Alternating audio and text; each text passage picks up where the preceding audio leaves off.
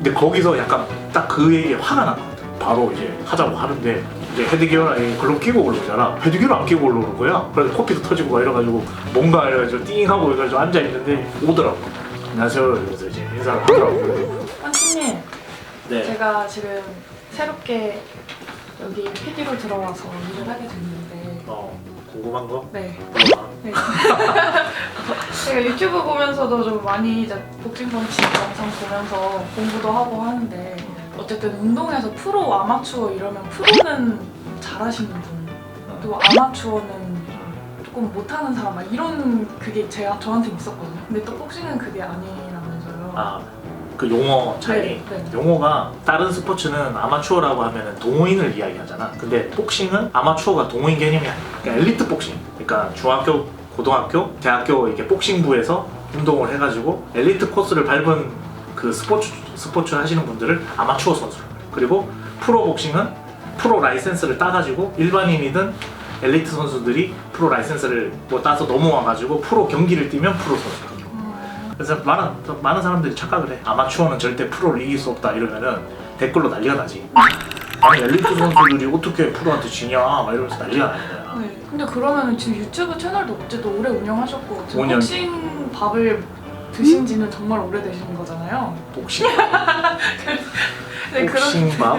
짬밥이라고 그러는데 짬밥은 그래도 생활체육인들 중에서는 오래 한 그쵸. 사람이지. 어쨌든 펀치님도 한번 프로로 도전을 해보실 그런 길은 있으셨을 거잖아요. 사실. 도전할 기회가 되게 많았어. 네. 그러니까 이쪽 너무 또 옛날 얘기로 거슬러 올라가는데 나 때는 프로를 안 해야 되겠다는 두 가지 이유로 이제 들자면 처음에 내가 복싱을 접하고 뭐 하여튼 열심히 했어. 잘했어. 내가 처음에 갔는데 관장님이 야 니 진짜 잘한다.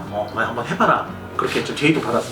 그때가 이제 2008년도 막 이럴 때였는데 나는 막 잘한다고 하니까 관장님이 내가 되게 잘하는 줄 알아. 그래가지고 이렇게 되면 프로도 한번 그때 회사 생활 할 때 회사 다니면서 이제 체육관을 다녔는데 한번 해볼까? 그런 생각을 가지고 있었어. 근데 그게 처참하게 무너뜨린 계기가 있어. 계기가 있는데 체육관에 이제 맨날 혼자 나와가지고 이제 운동을 하고 이제 다른 사람들도 있는데 그때는 좀 잘하는 애들 별로 없었던 것 같아. 그래가지고 내가 그때 되게 열심히 하루에 막 3시간, 4시간씩 운동했었거든. 선수들처럼 한 거지. 맨날 그렇게 하니까 체육관에 이제 그때 청주에 파워복싱 클럽에 다녔었는데 실명 걸어. 실명 걸어도 해도 돼. 파워복싱 클럽에 다녔었는데 거기 거기 특성이 약간 무조건 스파링 시키는 그런 체육관이었어. 그 관장님이 야 한번 해봐 이러는 스타일이. 되게 의외인 게 저는 복싱 처음 배우면 줄넘기만 한 3년 배운다고. 옛날에 그렇게 하면 다 망해.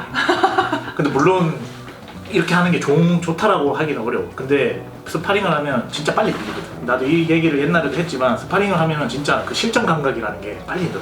그래가지고 한 1년 안에 거기 체육관에 있는 애들 다 이겼어. 그러니까 다 이기니까 나는 이제 엄청 기고만장해졌지. 어느 날 또 오늘 또 누구 팰 사람 없나 이러면서 이제 체육관에 간 거야. 관장님이 내가 이제 몸 풀고 있으니까 관장님 오더니 야 오늘 스파링 한번 해라 이러더라고. 근데 못 보던 사람이 있더라. 못 보던 사람이 있는데 저기서 이제 줄넘기를 이렇게 하고 있는데 딱 봐도 운동 좀 했을 것 같은 느낌이잖아. 그날따라 내가 약속이 있었어. 그래가지고 몸을 막 나도 몸 풀고 알겠습니다 하고 그냥 나는 스파링을 빼진 않거든.